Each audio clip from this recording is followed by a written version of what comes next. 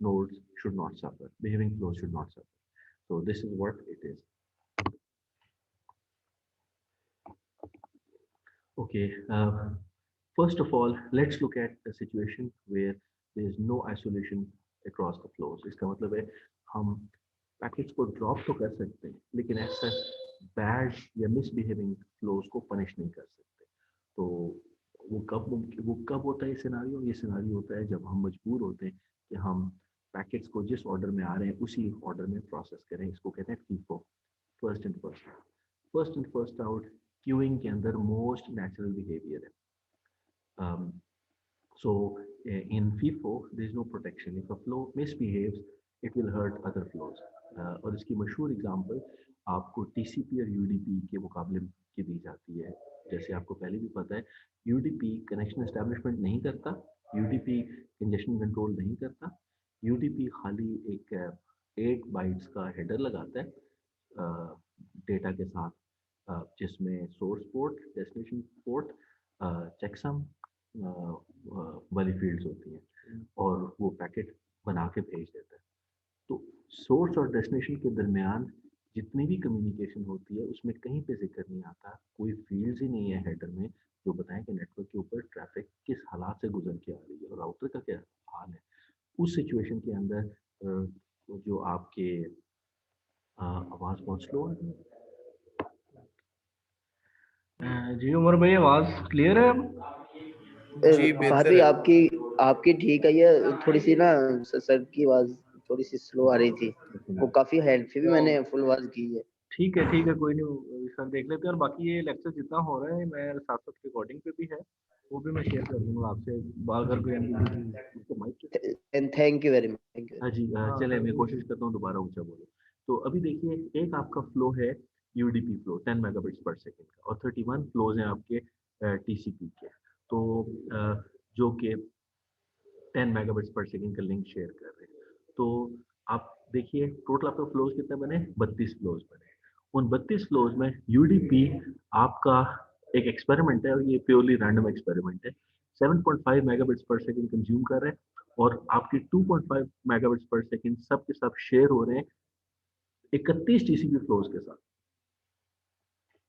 यानी आपकी सारी की सारी थ्रूपुट में 75% शेयर यूडीपी लेके जा रहे हैं. क्यों?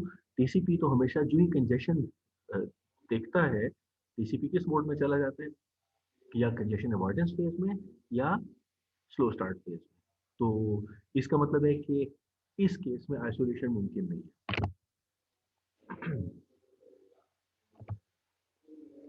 ओके, पहला तरीका क्या है, आहिस्ता आहिस्ता हम इसको इम्प्रूव करेंगे. प्रोफेसर नेगल ने ना एक आइडिया प्रपोज किया था, इसको कहते हैं राउंड रॉबिन. राउंड रॉबिन का मतलब है कि किसी एक फ्लो को किसी दूसरे फ्लो पे एक खास हद से ज़्यादा फौकियत ना दी जाए, और हर पर्टिकुलर क्यू से बैक वक्त एक पैकेट कलेक्ट किया जाए. तो उससे क्या रिजल्ट होता है, आपके पास जो मेन राउटर की शेयर्ड क्यू है ना, उस क्यू के अंदर इंडिविजुअल इनपुट बफर्स के से जो मुख्तलिफ फ्लोज आ रहे हैं, हर किसी से आप एक एक पैकेट उठाते हैं. और अपेरेंटली ये बड़ा अच्छा तरीका है, लेकिन उस वक्त सेल्फिश फ्लोज का कॉन्सेप्ट नहीं था 87 में. सेल्फिश फ्लोज का मतलब है जो मैक्सिमम साइज के पैकेट्स ट्रांसमिट होते हैं उस पर डिज़ाइन होती थी. यानी आपका MTU है 1500 बाइट्स का, तो एज्यूम किया जाता था सारे पैकेट्स 1500 बाइट्स के. पैकेट्स के अंदर साइज में कोई वेरिएशन नहीं है, लेकिन वक्त गुजरने के साथ साथ एप्लीकेशन डिफरेंट किस्म की हैं. कुछ एप्लीकेशन लंबे पैकेट्स क्रिएट करती हैं, कुछ छोटे पैकेट्स क्रिएट करती हैं. तो अगर आप राउंड रॉबिन लगाते हैं तो वो अनफेयर हो जाता है. क्यों? लंबे पैकेट्स को ज़्यादा फायदा, छोटे पैकेट्स को कम फायदा. सो राउंड रॉबिन के अंदर इसके अपने प्रोज एंड कॉन्स हैं. दी pro or the advantages are that it is the first step towards isolation. That is, you can create some kind of protection amongst the flows. Misbehaving flows will not affect the performance of well-behaving flows. And FIFO यहाँ पे FIFO के मुकाबले बहुत बड़ा advantage है, because FIFO does not have any such property. The disadvantages are it is relatively harder to implement, क्योंकि जब हम राउटर की बात करते हैं ना, हमारा राउटर ऑपरेट कर रहा होता है जी, इमेजिन करें राउटर अगर कोर में ऑपरेट कर रहा है तो उस पर जो डेटा आ रहा होता है वो तो हंड्रेड्स ऑफ गीगाबिट से टेराबिट के हिसाब से आ रहा होता है, क्योंकि पाकिस्तान का इमेजिन करें ना, पाकिस्तान का जो है आपका इंटरनेट एक्सचेंज पॉइंट लगा हुआ है कोई, या पाकिस्तान का जो पाए है पाकिस्तान इंटरनेट एक्सचेंज कराची में, वहाँ पे कोई राउटर लगा हुआ है, तो उस पे कितना ज़्यादा ट्रैफिक आ रहा होगा, कितना ज़्यादा ट्रैफिक। तो उस हाई रेट के ऊपर अगर आपने इस किस्म की मल्टीपल क्यूज बनानी है और फिर राउटर के सेंट्रल क्यू पे हर क्यू में से इंडिविजुअली एक पैकेट लेना है, तो इसका मतलब है कि इस पे प्रोसेसिंग में बहुत ज़्यादा टाइम लगता है, राउटर स्लो हो जाता है। कभी अपने राउटर को भी स्लो नहीं करना तो फिर आपको बहुत ज़्यादा कंप्यूटिंग पावर चाहिए।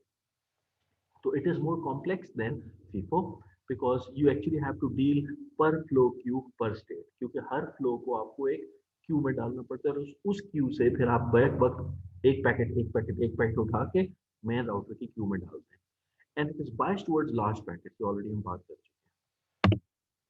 Okay, then we have the concept of fair queue. Fair, अच्छा ये क्यूइंग के ऊपर ना चूंकि हम बात ही कर रहे हैं तो मैं ना एक डॉक्यूमेंट शेयर करने लगा हूँ अभी आपके साथ। ये आप क्लास के साथ शेयर कर दीजिए, क्योंकि इस वक्त यहाँ पे ना प्रोफेसर ब्राइटन गॉडफ्रे आपको जिस तरह से चीज़ें एक्सप्लेन कर रहे हैं ना, वो एज्यूम कर रहे हैं कि आप लोग फिर भी हाई अंडरस्टैंडिंग रखते हैं, जबकि मैं हमेशा, मैंने शायद आपको MSTN में बताया था, मैं हमेशा अपने स्टूडेंट्स को एक बेसिक डॉक्यूमेंट जरूर देता हूँ जो कि उस एडवांस कॉन्सेप्ट की बैकग्राउंड बनाती है।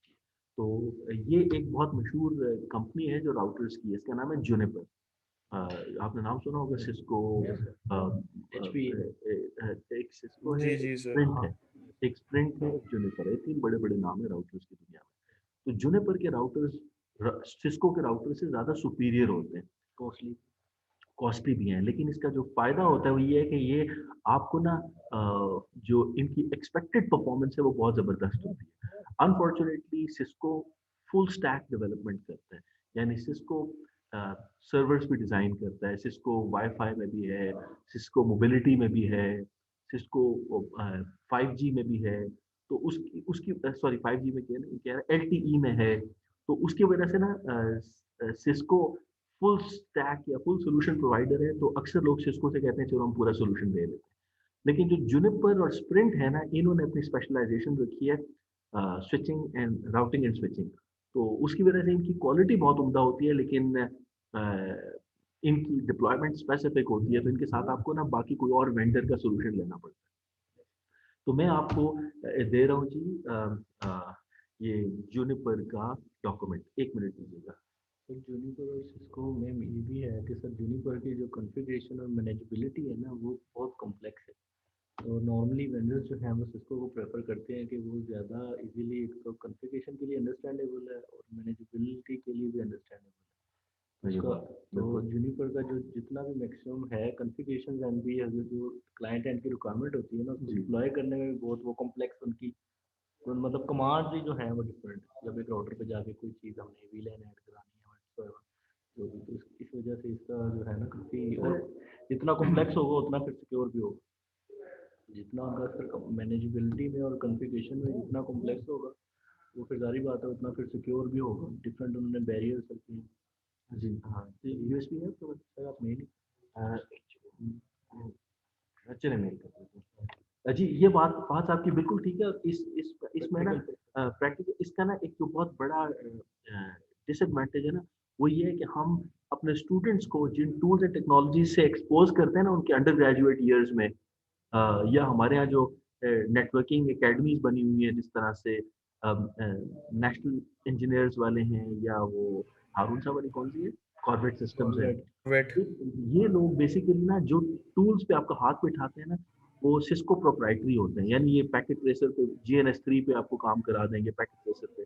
तो हम लोगों को ना इतना नशा हो जाता है, we get so much addicted and dependent upon these basic tools के। अभी जिस तरह वो अपने उमर दराज साहब फौरन जिक्र कर रहे थे, सर पैकेट ट्रेसर में यूज कर लें, तो इसका मतलब है अननोइंगली हम उन चीज़ों पे डिपेंड कर रहे होते हैं। जबकि जो एडवांस कंट्रीज है ना उनमें हर चीज़ को अपनी जगह पे रखा जाता है, और इसके लिए ना अमेरिका में कानून साजी हुई हुई है, उसको कहते हैं antitrust laws, antitrust, और ये बेसिकली ना कहलाते हैं कंपटीशन रूल्स, कि मार्केट में जो बड़े बड़े जायंट्स बैठे हुए हैं वो हर चीज के अंदर अपनी दखल अंदाजी ना शुरू कर दें। यानी सिस्को, आपको पता है सिस्को की बाकायदा एक सिस्को नेटवर्किंग एकेडमी है। और मैं जब इलेक्ट्रिकल में एडवांस एंटरप्राइज नेटवर्क्स पढ़ाता था तो मैं सिस्को नेटवर्किंग एकेडमी की किताब से पढ़ाता था। क्यों? क्योंकि मेरे पास दो ऑप्शंस थे, वो ZTE लैब थी ना, या मैं ZTE के मैनुअल से पढ़ाऊं या मैं सिस्को की एकेडमी की किताब पढ़ाऊं। तो ZTE एकेडमी की जो डॉक्यूमेंटेशन है वो भी बेसिकली ZTE और हुआवी की सारी डॉक्यूमेंटेशन सिस्को की डॉक्यूमेंटेशन की रिवर्स इंजीनियरिंग है। अमेरिका में ऐसा नहीं है। अमेरिका में हर टेक्नोलॉजी को मल्टीपल पार्टीज जो हैं वो compete करती हैं ओपन मार्केट में। तो ये जो एंटी ट्रस्ट लॉज है ना, ये बहुत इंटरेस्टिंग है। पाकिस्तान में securities and exchange commission of Pakistan SECP responsible है कंपटीशन रूल्स को इम्प्लीमेंट करने में और एंटी ट्रस्ट लॉज मेंटेन करने में। लेकिन जिस तरह से होता है कि पाकिस्तान में हुआवी आया तो छा गया, ZTE आया तो छा गया, एक जमाने में सिस्को था तो वो छाया हुआ था। PTCL सिस्को पे इतना डिपेंडेंट था कि PTCL को बहुत मेहनत करके सिस्को से जान छुड़ानी पड़ी। लेकिन अभी उधर से निकला है, आसमान से गिरा खजूर मैट का, अभी PTCL डिपेंडेंट हो गया है सारा का सारा हुआवी के इक्विपमेंट और ZTE के इक्विपमेंट के ऊपर। सेफ सिटी में भी आप लोग आई थिंक हुआवी पे बहुत डिपेंडेंट है। सारा टोटली हो गया। जी जी, एक सेकेंड। ये इतना अच्छा डॉक्यूमेंट है कि अगर ये स्टूडेंट्स समझेंगे ना तो उनके अंदर बहुत बेहतर हो जाएगी। पाकिस्तान में तो ऑप्टिकल फाइबर चॉइस ही पहली हुआवे जी थोड़ा ऊंचा बोलिएगा साबित साहब। सर मैं कह रहा हूँ पाकिस्तान में ऑप्टिकल फाइबर की सबसे ज्यादा चॉइस ही हुआवे चल रहा है आजकल। अब मैंने स्टॉर्म फाइबर लगवाया है, वो भी हुआवे। जी बिल्कुल बिल्कुल। ये है, दैट इज द थिंग। अभी आपको ना एक इंटरेस्टिंग डॉक्यूमेंट मिलने लगा है, वो भी जरा इनके साथ ओपन करके स्क्रीन शेयर करने में उसको जरा एक्सप्लेन कर दूं।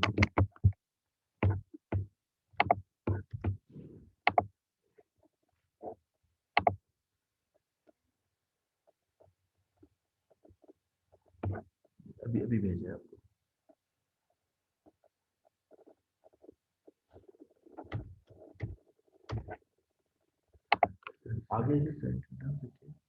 आगे आ गया पढ़ लिया।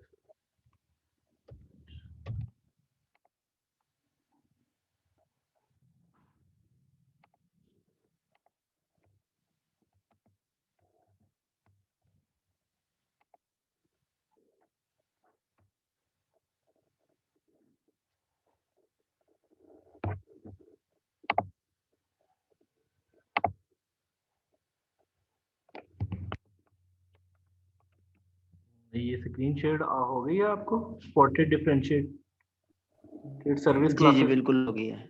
Okay, thank you sir. Okay जी, ये बेसिकली ना डॉक्यूमेंट है, इसमें तमाम के तमाम जो क्यूइंग और शेड्यूलिंग के डिसिप्लिन्स हैं वो आपके सामने दिए हुए हैं। तो ये बेसिकली FIFO है, ये प्रायोरिटी क्यूइंग है, ये फेयर क्यूइंग है, ये बेसिकली आपकी क्लास बेस्ड फेयर क्यूइंग है, ये वेटेड फेयर क्यूइंग है, ये basically bit by bit round robin है जिसको प्रोसेसर शेयरिंग कहते हैं, जो मैं PS का जिक्र कर रहा था। फिर ये जी आपका वेटेड फेयर क्यूइंग है, और फिर ये आपकी वेटेड राउंड रॉबिन है, और ये डेफिसिट वेटेड राउंड रॉबिन है। डेफिसिट वेटेड राउंड रॉबिन मैंने बहुत थोड़ी इस्तेमाल होती देखी है, वरना आमतौर पे वेटेड राउंड रॉबिन या वेटेड फेयर क्यूइंग इस्तेमाल होती है। तो ये इतना ज़बरदस्त डॉक्यूमेंट है, जब भी आपने क्वालिटी ऑफ सर्विस QoS की इम्प्लीमेंटेशन देखनी होती है राउटर के ऊपर, तो हमेशा जो शेड्यूलिंग डिसिप्लिन हैं वो इन्हीं में से कोई इस्तेमाल हो रहे होते हैं। तो ये आप अपने सबके साथ शेयर कर दीजिए। Okay, let's get back to the lecture.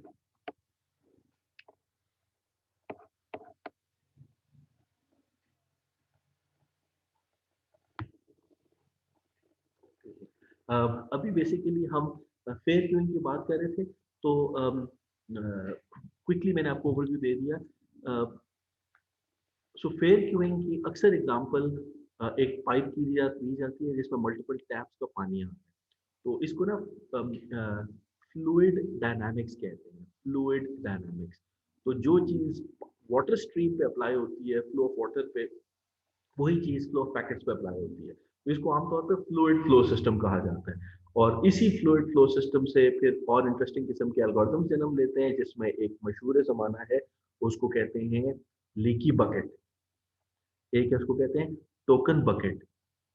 तो नाम नोट कर लीजिए, दीज आर इंटरेस्टिंग थिंग्स, हो सकता है आपको सूनर और लेटर इन चीजों से वास्ता पड़े। So a system in which flows are served continuously, तो इसकी एग्जांपल है bit by bit round robin. Bit by bit round robin की आपने तस्वीर तो देख ली थी। इसका बेसिकली मकसद ये है कि इसमें आप हर एक फ्लो से एक बिट उठाते हैं। तो जाहिर है इसमें आपको बिट लेवल पे सिंक्रोनाइजेशन करनी पड़ती है। बिट लेवल पे सिंक्रोनाइजेशन का मतलब है आप मल्टीप्लेक्सर, अच्छा मैंने इस पूरी डिस्कशन में मल्टीप्लेक्सर और डीमल्टीप्लेक्सर का जिक्र नहीं किया, मैं करना चाहूंगा। मल्टीप्लेक्सर वो होता है जो कि शेड्यूलिंग डिसिप्लिन को इम्प्लीमेंट करने के लिए हार्डवेयर इस्तेमाल होता है। अमूमी तौर पे मल्टीप्लेक्सर होते हैं और 4 line to 1 line multiplexer, 8 line to 1 line multiplexer with select switches या सेलेक्ट पिन्स। तो अगर आपके 4 इनकमिंग फ्लोज हैं, तो आप उन 4 इनकमिंग फ्लोज में से जो ट्रैफिक का बहाव कंट्रोल करते हैं, वो कंट्रोल करते हैं 2 सेलेक्ट पिन्स के जरिए। ये आपने डीएलडी में भी पढ़ा होगा। फॉर इंस्टेंस 2 बिट्स पे आप 4 रिजल्टेंट स्टेट्स अचीव कर सकते हैं, 0 0 0 1 1 0 1 1। उस लिहाज से आपके जो इनपुट फ्लोज हैं वो 0 0 के ऊपर वाला सबसे ऊपर वाला, 1 1 पे सबसे नीचे वाला। तो इसका मतलब है अगर आप ये ऑर्डर बिट बाय बिट करते हैं, तो आप हर पर्टिकुलर इनपुट पिन से एक बिट उठा रहे होते हैं। तो इसके अपने what are the advantages? Each flow will receive exactly its max min fair rate. Max min fair rate का मतलब है कि अच्छा पहले मैंने रेट की आमतौर पे कभी बात नहीं की। रेट का मतलब होता है पैकेट्स पर सेकेंड या बिट्स पर सेकेंड। मैक्सिमम बिट रेट होता है जिसको हम पीक रेट कहते हैं, वो बर्स्ट कहलाती है। यानी एक फ्लो को, एक सेंडर रिसीवर को आप कितनी इजाजत दे सकते हैं कि वो मैक्सिमम बर्स्ट अचीव कर सके। ये चीज सर्विस लेवल एग्रीमेंट का हिस्सा होती है, एसएलए का। और एसएलए के अंदर ये लिखा जाता है कि अगर बाकी तमाम फ्लोज डेटा भेजना छोड़ दें, तो हम आपके फ्लो को इजाजत देंगे कि वो मैक्सिमम बैंडविड्थ ऑक्यूपाई कर सके। उसको कहते हैं पीक रेट या बर्स्ट रेट। पीक रेट और बर्स्ट रेट तभी एक्टिवेट होती है जब कोई और फ्लो अवेलेबल ना हो या minimum number of flows available हो। मसलन अगर आपके पास 100 मेगाबिट्स पर सेकंड का डेटा रेट अवेलेबल है एक मल्टीप्लेक्सर की आउटपुट पे, यानी कि एक राउटर के पास 100 मेगाबिट्स पर सेकंड तक की बैंडविड्थ कैपेसिटी है, तो अगर आप उसके पास 100 फ्लोज है तो हर किसी को 1 मेगाबिट्स पर सेकंड मिलेगा। अगर उसके पास 10 फ्लोज है तो हर किसी को 10 मेगाबिट्स पर सेकंड मिलेगा। अगर उसके पास 2 फ्लोज है तो हर किसी को 50 मेगाबिट्स पर सेकंड पीक रेट मिलेगा। और अगर एक फ्लो है तो पूरा का पूरा 100 मेगाबिट्स पर सेकंड यूटिलाइज कर सकता है। इसको कहते हैं मैक्स रेट। मिन रेट का मतलब होता है कम से कम कितना डेटा रेट मिलेगा। तो वो अंडरस्टैंडेबल है कि 100 मेगाबिट्स पर सेकंड पे अगर राउटर बैंडविड्थ अवेल कर सकता है और आपके पास 100 फ्लोज हैं, तो हर किसी को 1 मेगाबिट्स पर सेकंड तो मिलना चाहिए। ये मिनिमम फेयर रेट है ना। हम बात करें फेयरनेस की, वरना कोई यूडीपी फ्लो हो उसने बाकी सबको तंग करना ही करना जी।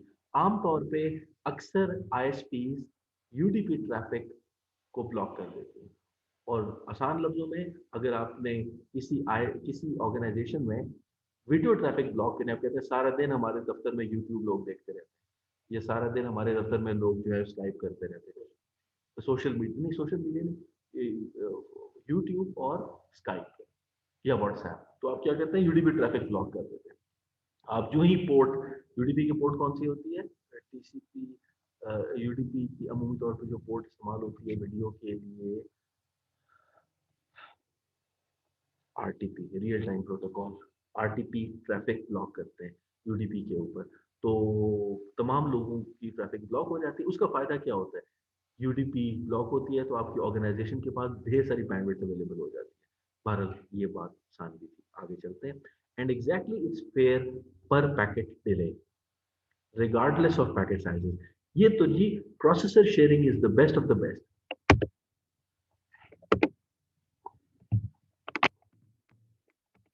Okay, so let's look at the max min fairness in terms of flow rate.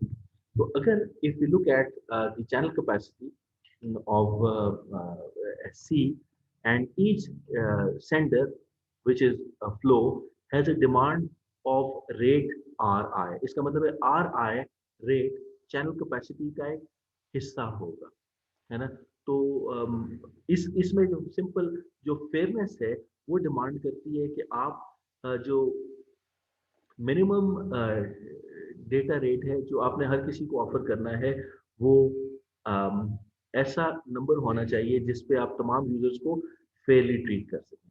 तो लेट्स से हमारे पास एक चैनल है, उसकी कैपेसिटी है 10, और हमारे पास इनकमिंग फ्लो जो आ रहे हैं वो है 8 पैकेट्स पर सेकेंड, 6 पैकेट्स पर सेकेंड, 2 पैकेट्स पर सेकेंड, और आपके पास जो चैनल कैपेसिटी वो है 10 पैकेट्स पर सेकेंड. तो अभी जो अगर हम ये फॉर्मूला लगाते हैं तो जो यूजर्स की इंडिविजुअल डिमांड्स हैं वो है 8, 6 और 2. तो हम क्या करेंगे, हम 8 वाले को 4 से कंपेयर करेंगे, क्योंकि जो फेयरनेस की डिवीजन है वो इस तरह से है कि हर किसी को 4 पैकेट्स मिलने चाहिए.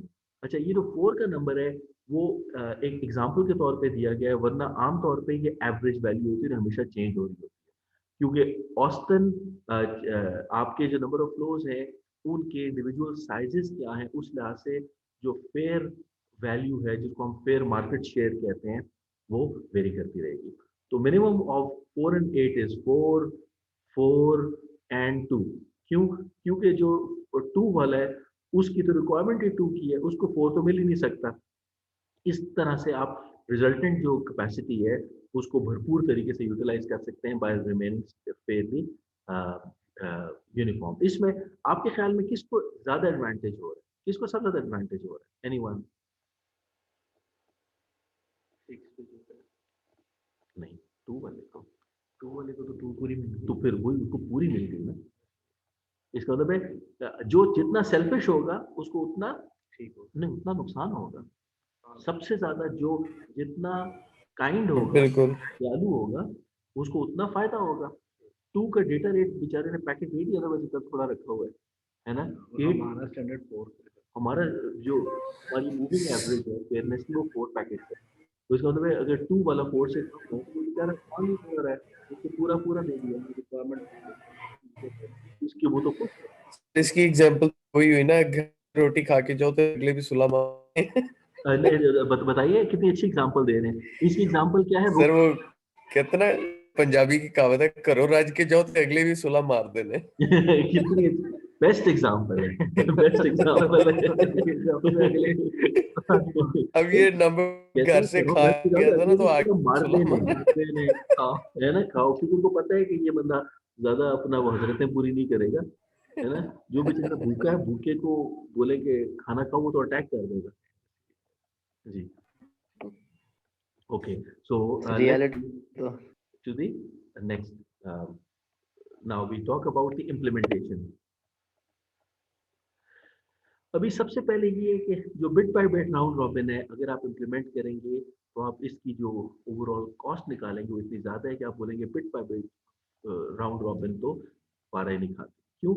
आप तो पैकेट बाय पैकेट डील करते हैं, और एक पैकेट को जब आप ब्रेक डाउन करते हैं ना बिट्स में, तो आप इमेजिन करें ना, जो मैंने आपको एग्जांपल दी थी, अगर राउटर की मेन क्यू में, आउटपुट क्यू में, अगर एक पैकेट की बिट्स डिस्ट्रीब्यूट हुई है और हर बिट एक बिट से बहुत दूर पड़ी हुई है, उस पैकेट को रीअसेंबली में टाइम लगेगा, है ना. पैकेट उधर जाके रीअसेंबल होगा, फिर उस रीअसेंबली के बाद फिर वो डिलीवर होगा. तो पैकेट स्प्लिटिंग इनटू बिट्स, इसको बिट इंटरलीविंग कहते हैं, end packet reassembly will take so much time that it will make pure fair queuing impractical. Okay, so what is the main idea? The idea is to serve the packets in the order in which they would have finished transmission in a fluid flow system. यानी हर packet basically आ रहा है और उसका ना अपना एक flow completion time है. इसका मतलब है सेंडर ने पैकेट सेंड किया 10 बाइट्स का, दूसरे ने सेंड किया 20 बाइट्स का, तीसरे ने सेंड किया 100 बाइट्स का। तो जो जिसने 10 बाइट्स का पैकेट ट्रांसमिट किया है उसका अपना एक ट्रांसमिशन रेट है, क्योंकि वो बेसिकली उस बैंडविड्थ पे 10 बाइट्स ट्रांसमिट करना चाहता है। तो उसको इम्प्लीमेंट करने के लिए इसका मतलब उसको ट्रांसमिट करने के लिए सबसे कम टाइम लगना चाहिए। तो ये एक फेयर अंदाजा है जिसके जरिए हम डिटरमिन करते हैं कि एक पैकेट को ट्रांसमिट करने में कितना टाइम लगा है। वो बेसिकली एक मेजर है जिसके थ्रू हम डिटरमिन कर सकते हैं कि हमारा पैकेट ओवरऑल कितनी देर में राउटर के अंदर से गुजर के आगे निकल जाना चाहिए। तो इसमें हम एक कॉन्सेप्ट इंट्रोड्यूस कराते हैं, इसको कहते हैं वर्चुअल टाइम। एक होता है रियल टाइम, एक होता है वर्चुअल टाइम। तो वर्चुअल टाइम का फायदा क्या होता है? It gives strong guarantees. Strong guarantee का मतलब है it is fairly close two bit by bit round robin, nearly the same as having a virtual link of max min fair capacity। तो हर flow को बेसिकली क्या मिलता है?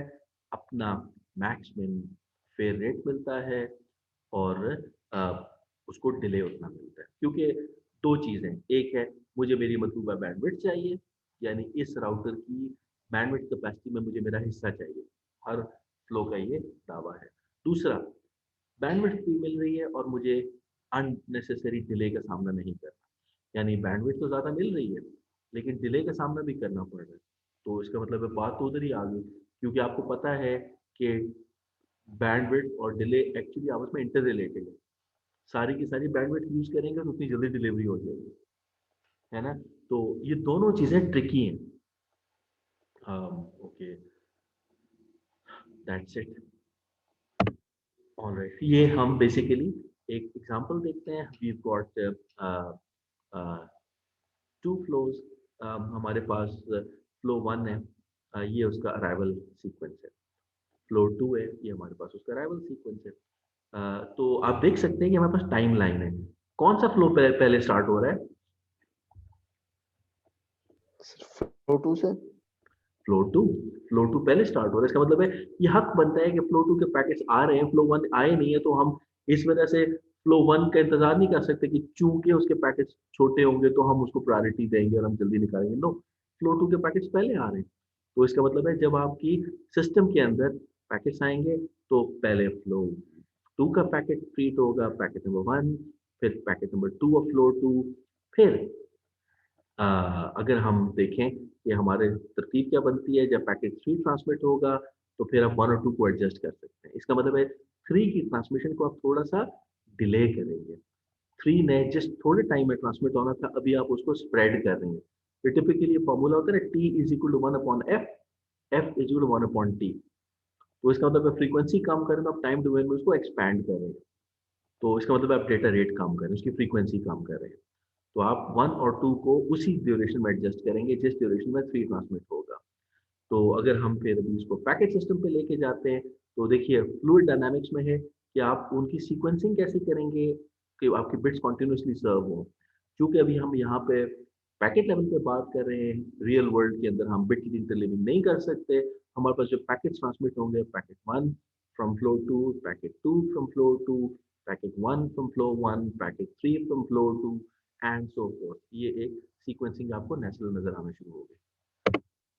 Okay, now let's look at another problem.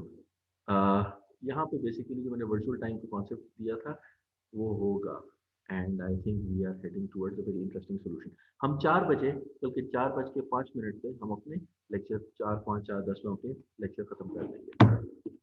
Okay, अच्छा, या देखें मैं आपको, नहीं हम फिर दोबारा रिकनेक्ट कर लेंगे इंशाल्लाह। Okay, now let's identify another problem. Now ये हमने ये बात अभी की है, to serve the packets in the order in which they would have finished transmission in the fluid dynamic system, so need to compute finish time of each packet in the fluid flow system। तो अभी हमने हर router, हर packet का एक finish time determine करना है। Finish time का मतलब है फाइनली एक पैकेट राउटर के अंदर से कितनी देर में निकल जाएगा। But new packet arrival can change finish time of existing packet. ये कितना इंटरेस्टिंग है, एक पैकेट जो राउटर की बफर में लगा हुआ है लेकिन वो बिलोंग करता है, अब मैं पिछली साइड पे दोबारा जाकर आपको बताता हूँ। ये देखिए 3 बेसिकली राउटर की बफर में लगा हुआ है, एग्जैक्टली जब 3 राउटर की बफर में लग जाता है उसी वक्त एक पैकेट 1 पहुंचता है। इसका मतलब पैकेट 1 का ट्रांसमिशन टाइम क्योंकि छोटा है, पैकेट 3 का ट्रांसमिशन टाइम क्योंकि ज्यादा है, इस वजह से 3 अभी क्यू में लगा हुआ था या क्यू में लग रहा था, एग्जैक्टली 1 उसी वक्त पहुंच गया और 1 3 से पहले क्यू में जगह बना के बैठ गया क्योंकि 1 की ट्रांसमिशन थोड़ी है। यहाँ पे अजान हो रही है, 2 मिनट की ब्रेक लेते हैं।